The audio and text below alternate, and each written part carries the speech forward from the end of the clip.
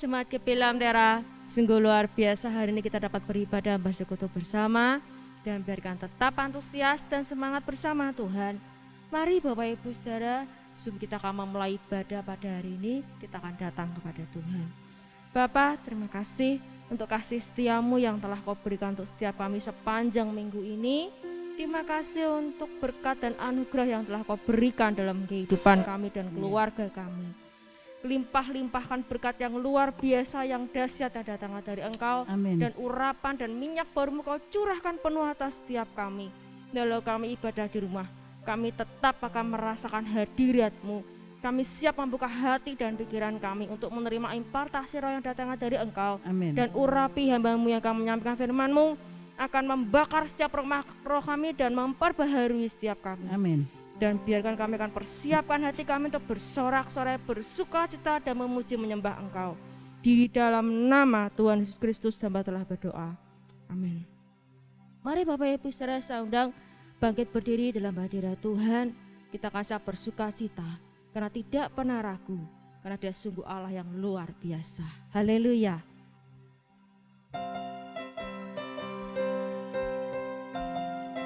Haleluya.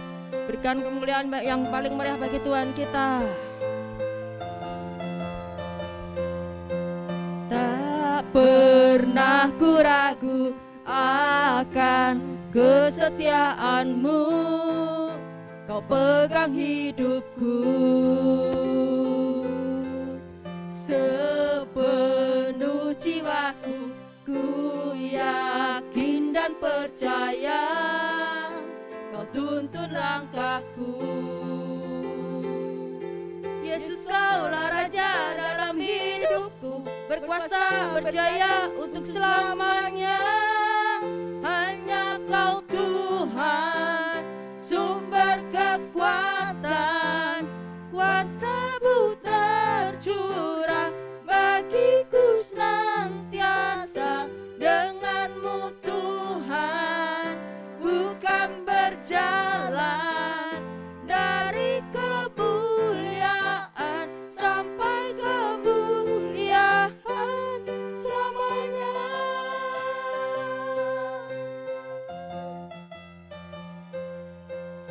Haleluya.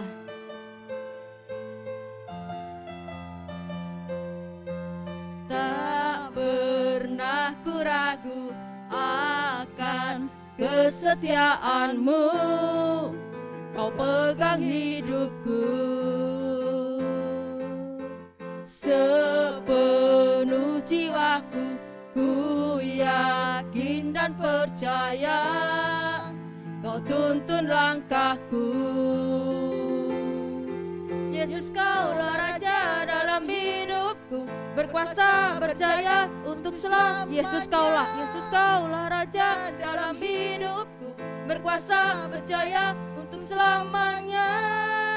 Hanya Kau Tuhan, sumber kekuatan, kuasa-Mu tercurah bagiku senantiasa. Dengan-Mu Tuhan, ku kan berjalan dari kemuliaan sampai kemuliaan selamanya. Haleluya.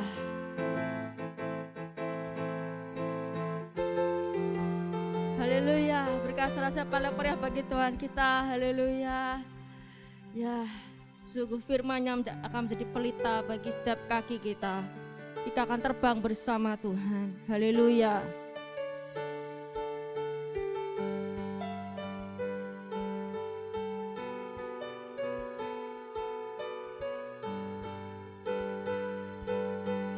Firman-Mu Tuhan, pelita bagi kakiku.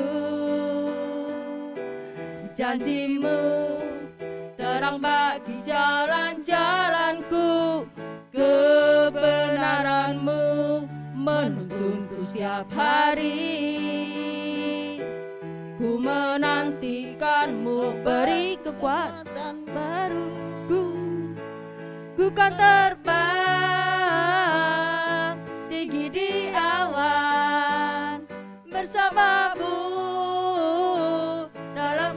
kemuliaan, sebab firman-Mu teguh menopang. Ku kan aman dalam-Mu Tuhan, firman-Mu Tuhan.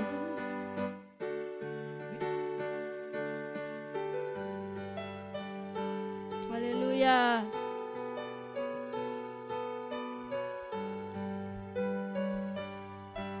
Firman-Mu Tuhan, pelita bagi kakiku. Janji-Mu terang bagi jalan-jalanku. Kebenaran-Mu menuntunku setiap hari.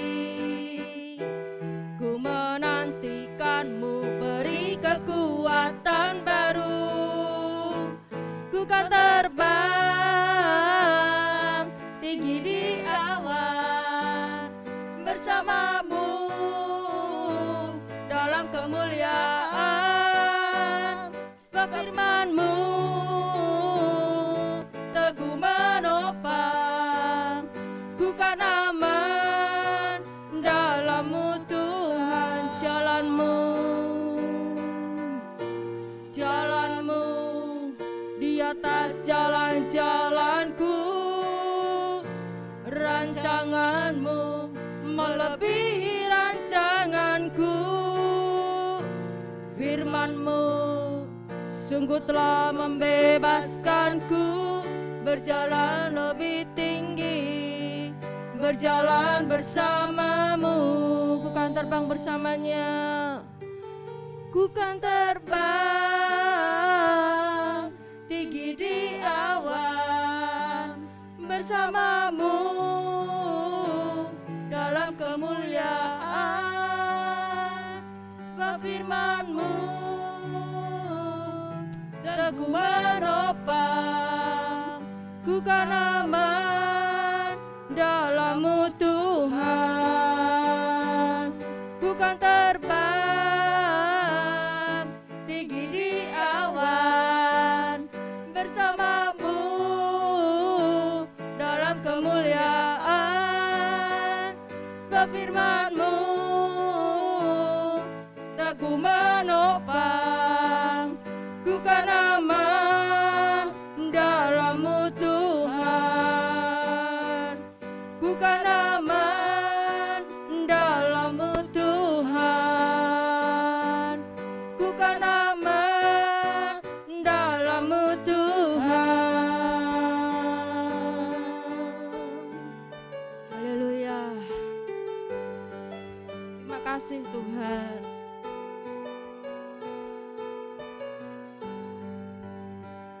Berikan sorak-sorai paling meriah bagi Tuhan kita. Haleluya. Sungguh besar dan sangat luar biasa dahsyat kasih-Nya. Mari Bapak Ibu Saudara, saya persilakan duduk kembali dalam hadirat Tuhan. Kita akan masuk dalam firman-Nya. Karena bukan dengan kekuatanku, hanya Engkau saja yang menjadi kekuatan kami. Terima kasih Tuhan. Terima kasih Yesus.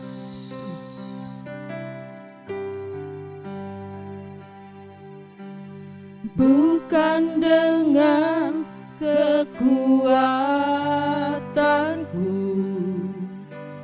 ku dapat jalani hidupku, tanpa Tuhan yang di sampingku ku tak mampu sendiri.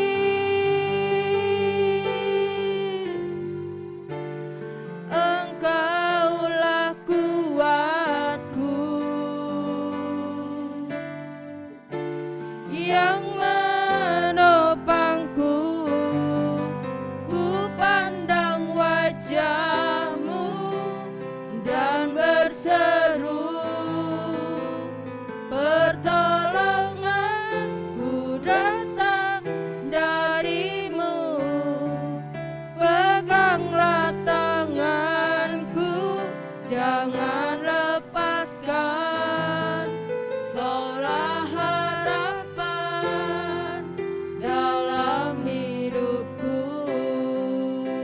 dengan kekuatan kami, Yesus. Bukan dengan kekuatanku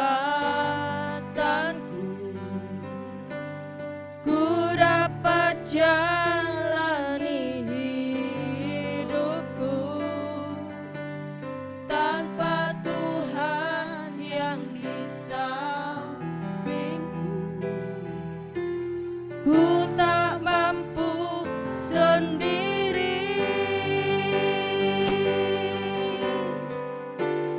Engkaulah kuatku yang menopangku.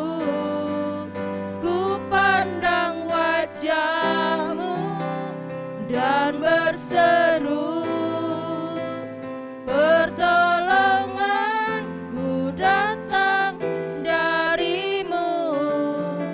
Peganglah tanganku, jangan lepaskan. Kaulah harapan dalam hidupku. Pandang wajah-Mu, ku pandang wajah-Mu dan berseru, pertolonganku datang dari-Mu. Peganglah tanganku, jangan lepaskan. Kaulah harapan dalam hidupku. Kaulah harapan dalam hidupku. Kaulah harapan dalam hidupku. Oh, haleluya. Ketika kami memandang wajah-Mu,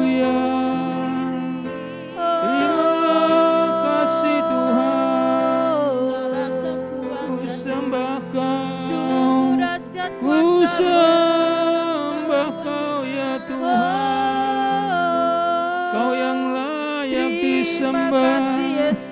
Segala kemuliaan bagi nama-Mu. Kau Allah yang luar biasa. Bapa di surga, kami mengucapkan syukur dan berterima kasih kepada-Mu atas segala kasih anugerah-Mu yang sampai hari ini masih menyertai kami. Kalau kami masih diberi kesehatan, kami masih diberikan kekuatan, itu semua karena kasih anugerah-Mu. Terima kasih Tuhan, memberkati semua jemaat-Mu di tempat ini. Dan kami hamba-Mu sebentar akan sampaikan firman Tuhan. Kau akan mengurapi kami, Kau berikan kami roh hikmat, roh wahyu, dan roh pengertian. Dan urapan yang sama Engkau berikan kepada seluruh jemaat-Mu. Sehingga firman Tuhan ini boleh tertancap di setiap hati kami dan boleh memberkati kami. Kami berdoa hanya di dalam nama Tuhan Yesus. Amin. Saudaraku yang dikasihi oleh Tuhan, hari ini saya akan sampaikan firman Tuhan. Saya akan berikan judul yaitu kasih dan pengampunan. Kasih dan pengampunan. Nah, saudaraku, Allah itu maha kasih. Allah itu kasih. Allah itu juga mengampuni setiap dosa manusia. Maka firman Tuhan berkata, begitu besar kasih Allah kepada isi dunia ini, maka dikaruniakan anaknya yang tunggal supaya barang siapa yang percaya kepadanya tidak akan binasa melainkan memperoleh hidup yang kekal. Jadi karena kasih Allah itu begitu besar, Allah itu mengaruniakan anaknya yang tunggal. Supaya apa? Supaya setiap manusia boleh diampuni setiap dosanya. Nah, ketika kita mengingat karya Yesus di atas kayu salib 2000 tahun yang lalu, yang kita peringati setiap minggu pertama biasanya ya, perjamuan kudus kita diingatkan akan kematian Tuhan Yesus. Di situ kita bisa teringat akan kasih-Nya Allah kepada kita. Karena begitu kasih Allah kepada kita, maka Tuhan mengutus putranya untuk mengorbankan supaya setiap orang boleh selamat. Jadi mengampuni itu berarti berkorban. Mengampuni berarti berkorban. Di dalam perjanjian lama kita menemukan bahwa setiap dosa selalu diselesaikan dengan darah binatang atau dengan darah domba. Artinya apa? Artinya setiap orang yang berbuat dosa, ya umat pilihan Allah pada waktu itu yang berbuat dosa, ketika minta pengampunan kepada Tuhan, orang yang berbuat dosa itu harus membawa korban. Korban sembelihan dibawa kepada seorang imam, dan orang yang berdosa itu dia mengaku dosa-dosanya di sebelah hewan sembelihan, dan ketika hewan itu disembelih maka dosanya telah dihapuskan. Itu terjadi dalam perjanjian lama. Jadi korban penebusan dosa itu harus dipersembahkan sebagai ganti dosa. Bukan berarti Allah itu haus akan darah. Dan darah binatang itu pun juga sebenarnya tidak akan bisa memuaskan hati Allah. Ya. Tapi mengapa itu dilakukan di dalam perjanjian lama, saudaraku? Nah, Allah sebenarnya hendak mengajar kepada manusia bahwa di dalam setiap pengampunan itu memiliki pengorbanan. Itulah maksud Allah, ya, supaya setiap manusia itu di dalam setiap pengampunan memiliki pengorbanan. Nah, saudaraku yang dikasihi Tuhan, jadi pencurahan darah domba atau hewan itu yang dilakukan di dalam perjanjian lama pada saat itu sebenarnya itu hanya tindakan profetis atau secara simbolis saja. Nah, darah domba itu sebenarnya akan merujuk pada darah anak domba yang akan menebus dosa manusia yang nantinya akan dilakukan oleh Tuhan Yesus. Nah, saudaraku yang dikasihi Tuhan, darah domba ini sebenarnya tidak menyelesaikan dosa manusia, ya. Hanya dosa manusia itu hanya dapat diselesaikan oleh korban Tuhan Yesus di atas kayu salib 2000 tahun yang lalu. Jadi darah domba dalam perjanjian lama itu menjadi semacam voucher, ya, semacam voucher atau penyataan awal bahwa setiap dosa harus dibayar dengan pengorbanan. Dan sekarang sudah digenapi oleh darah Yesus, darah Tuhan Yesus. Nah, saudaraku yang dikasihi Tuhan, yang seharusnya itu dosa itu ditimpakan kepada manusia. Nah, tapi Tuhanlah yang menanggungnya. Ya, 2000 tahun yang lalu Tuhan menanggung dosa manusia di seluruh dunia dan tidak ada pengampunan tanpa pengorbanan. Tuhan Yesus menghapus dosa dunia tanpa terkecuali dari Adam sampai sekarang ini. Sampai sekarang bukan berarti setiap manusia nantinya bisa masuk surga semuanya, tentunya tidak demikian, saudaraku, ya. Walaupun Tuhan sudah menebus dosa manusia, ya, dosa manusia dari Adam sampai sekarang semua ditebus oleh Tuhan Yesus, bukan berarti setiap manusia boleh masuk surga semuanya. Jadi singkatnya demikian, ya. Singkatnya adalah orang yang memiliki hati yang peduli, hati yang mengasihi kepada sesama dan percaya kepada Yesus sebagai Tuhan dan Juru Selamat, orang itu yang dilayakkan akan bersama dengan Tuhan di dalam kerajaan-Nya. Nah, saudaraku yang dikasihi Tuhan, mengampuni berarti berkorban. Mengampuni berarti juga melukai diri sendiri. Contohnya ketika seseorang bertengkar dengan orang lain, ia sudah melukai hatinya sendiri. Karena apa? Karena karena membela harga diri atau kepentingannya. Jadi ketika kita mengampuni, ya, kita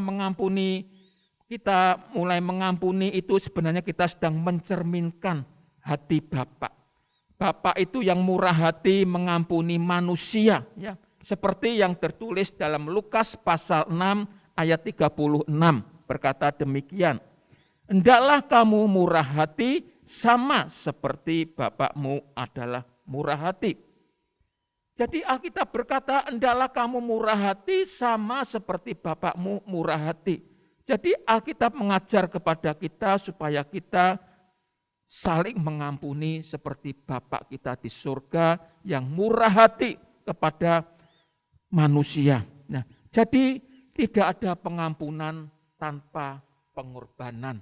Nah, hari ini saya akan membahas apa yang Tuhan ingin kita lakukan kepada orang-orang yang tidak mengasihi kita, bahkan membenci kita. Ya, kalau orang dunia ketika kita dibenci, ya mereka tidak mengasihi kita, mungkin kita nggak bisa membalas kasihnya mereka. Tapi Tuhan tidak demikian. Tuhan ingin kita lakukan hal-hal yang berbeda dengan orang-orang dunia. Yang pertama adalah kita tetap mengasihi dan berbuat baik kepada mereka. Sekalipun mungkin mereka berbuat jahat kepada kita, mereka tidak mengasihi kita, tapi Tuhan menginginkan setiap orang percaya akan mengasihi dan berbuat baik kepada orang yang menjahati kita. Lukas pasal 6 ayat 27 berkata demikian. Tetapi kepada kamu yang mendengarkan aku berkata, kasihilah musuhmu, berbuatlah baik kepada orang yang membenci kamu. Jadi Alkitab berkata supaya kita ini mengasihi musuh kita, dan kita berbuat baik kepada musuh kita. Ya. Secara daging ini sulit untuk kita lakukan. Karena dia musuh kita, dia melukai kita, dia menfitnah kita. Ya.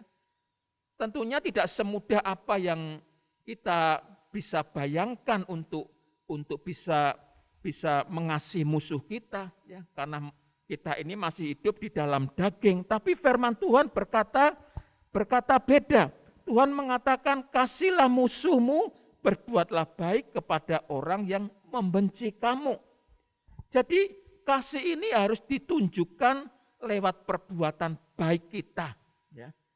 Manusia itu cenderung membeda-bedakan. Ya, kalau di dalam perjanjian lama, ya gigi ganti gigi, mata ganti mata, kejahatan ganti kejahatan. Ya, itu dalam perjanjian lama. Ya.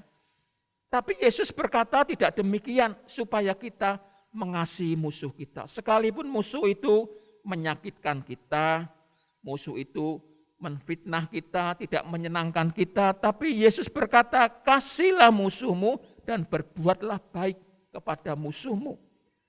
Oh, luar biasa ya, Tuhan itu ya mau kita ini berbuat baik kepada musuh-musuh kita, meskipun orang itu belum mengasihi kita atau menjahati kita.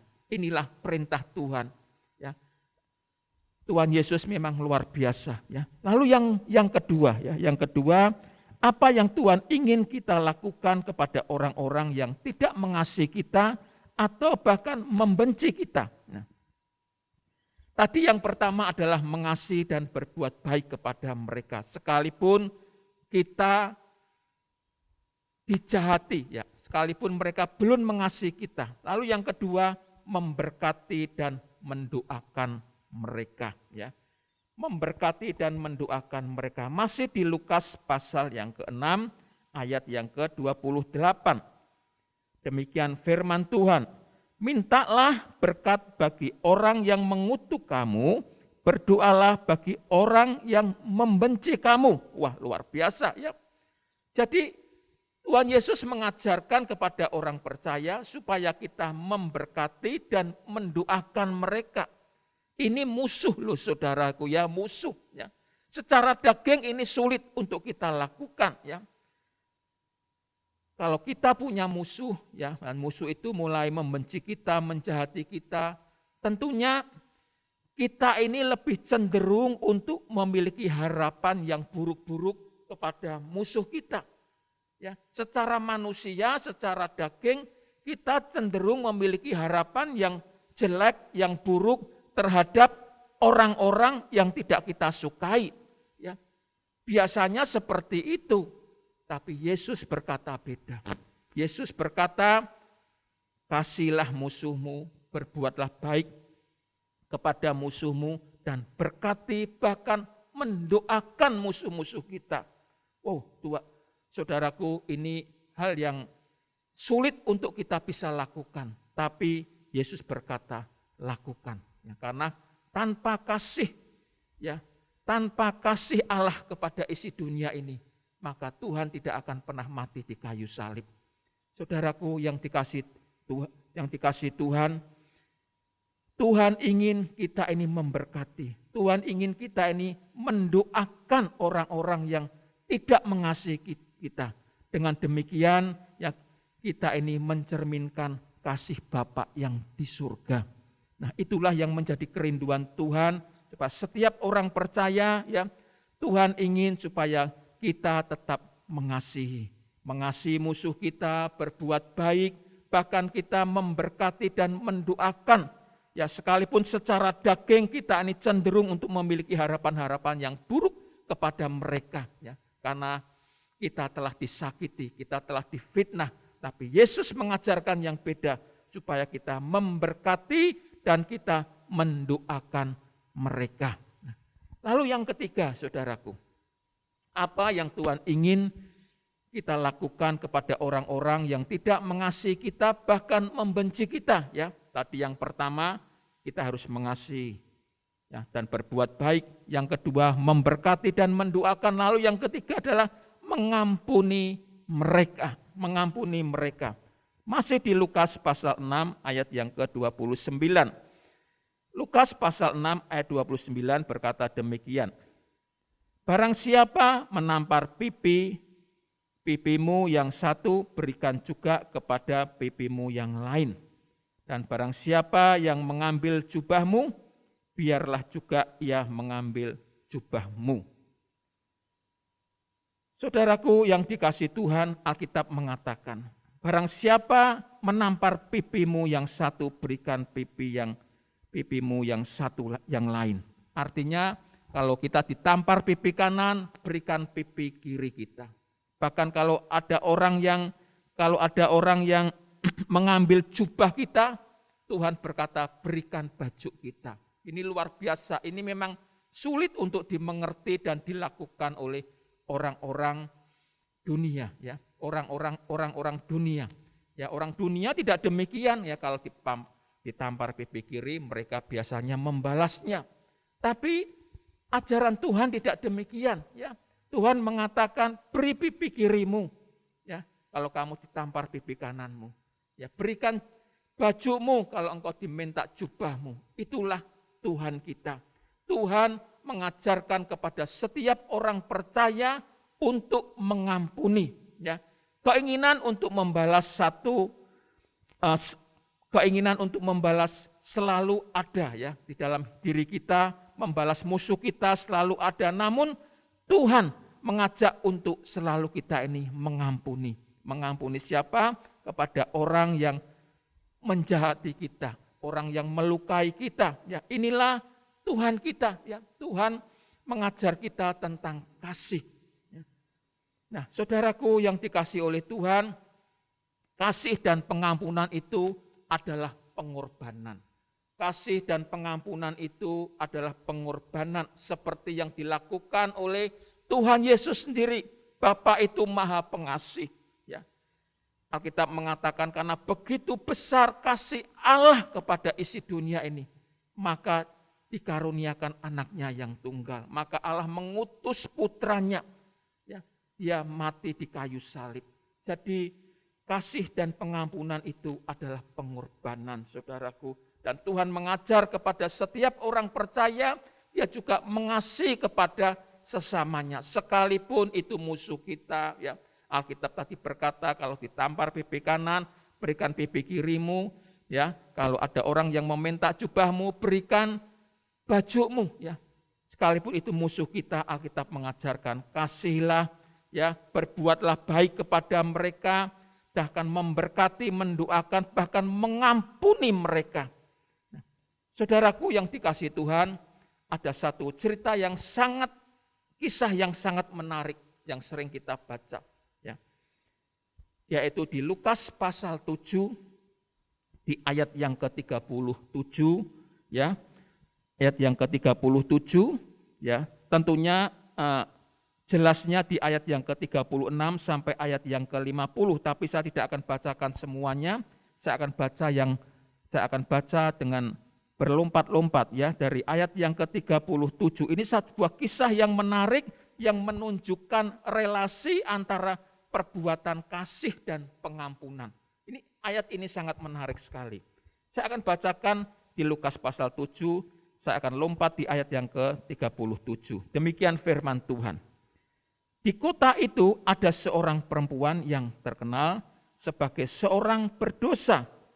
Ketika perempuan itu mendengar bahwa Yesus sedang makan di rumah orang Farisi itu, datanglah ia membawa sebuah buli-buli pualam berisi minyak wangi. Ayat 38. Sambil menangis ia pergi berdiri di belakang Yesus dekat kakinya, lalu membasahi kakinya itu dengan air mata dan menyekamnya dengan rambutnya. Kemudian ia mencium kakinya dan meminyakinya dengan minyak wangi itu. Nah, kisah ini sangat menarik sekali. Jadi pada saat itu ada seorang Farisi yang mengundang Tuhan Yesus untuk makan bersama. Nah, ketika orang Farisi ini mengundang Yesus menurut budaya pada saat itu, ya biasanya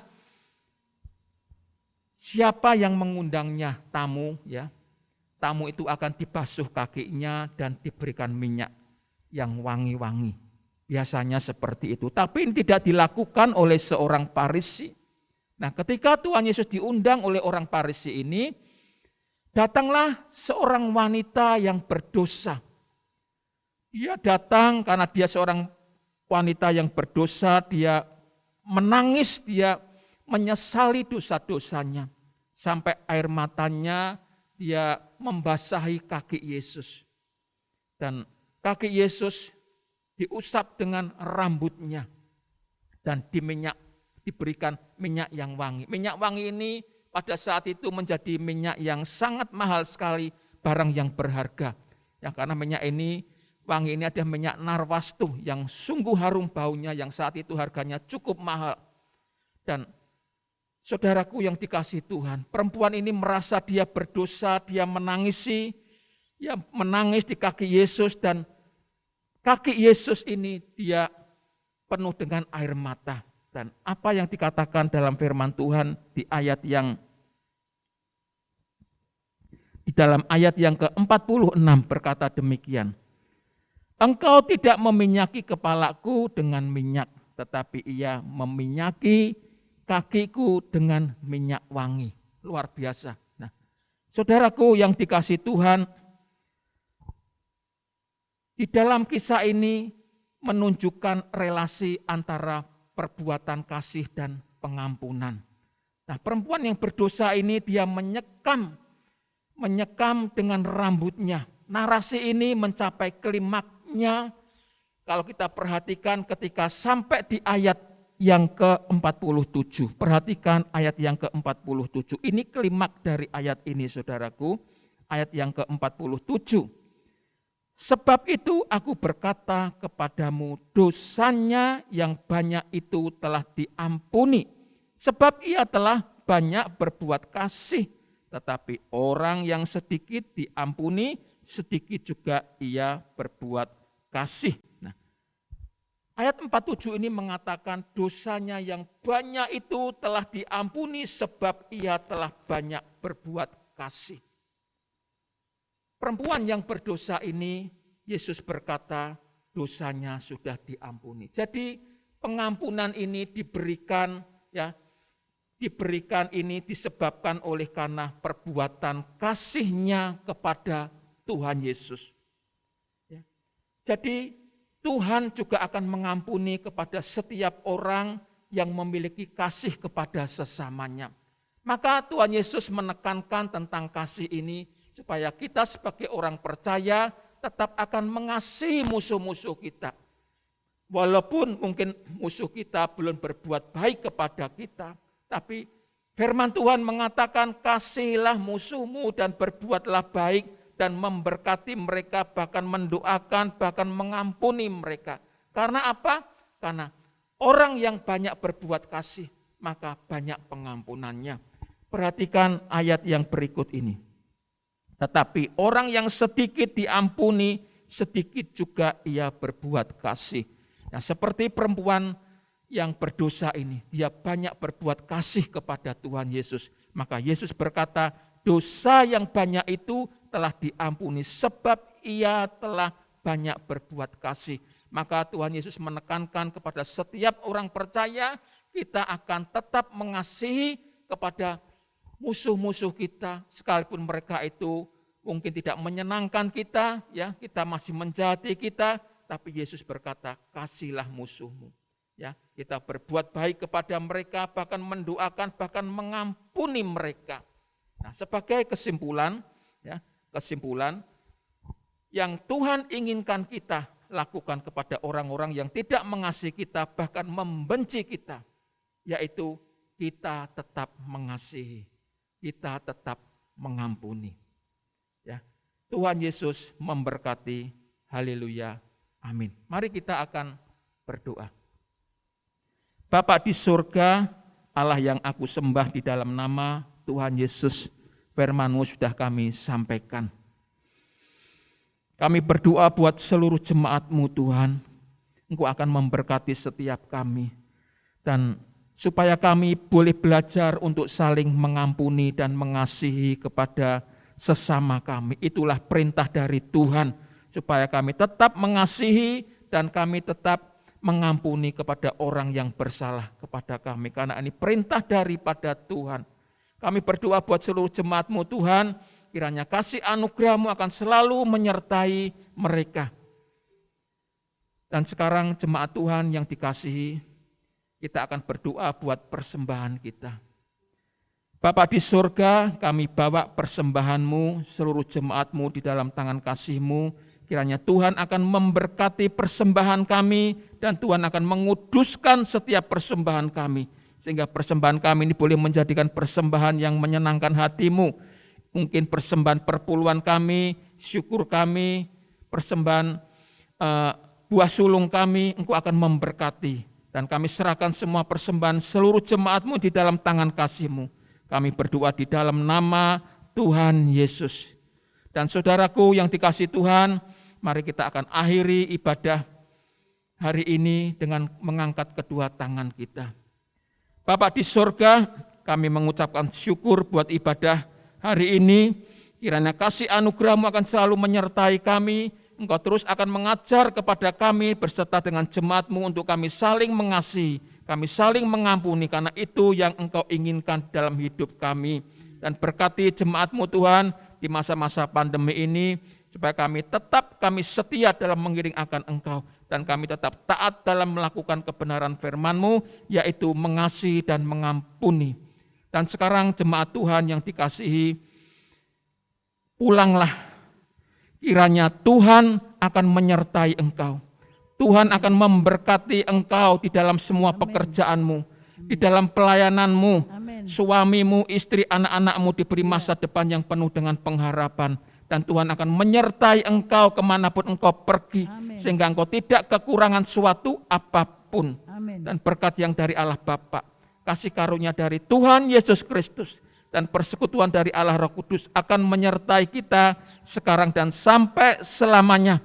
Yang percaya katakan bersama-sama, amin. Tuhan Yesus memberkati. Bukan dengan kekuatanku ku dapat jalani hidupku, tanpa Tuhan yang di sampingku, ku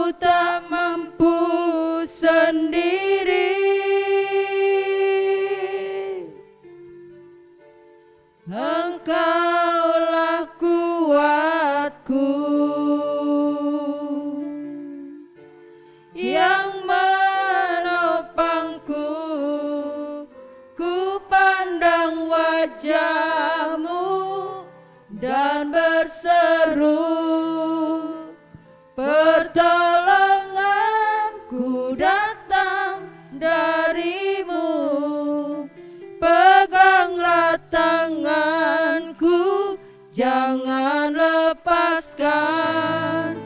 Kaulah harapan dalam hidup, Kaulah harapan, Kaulah harapan dalam hidupku, Kaulah harapan dalam hidupku.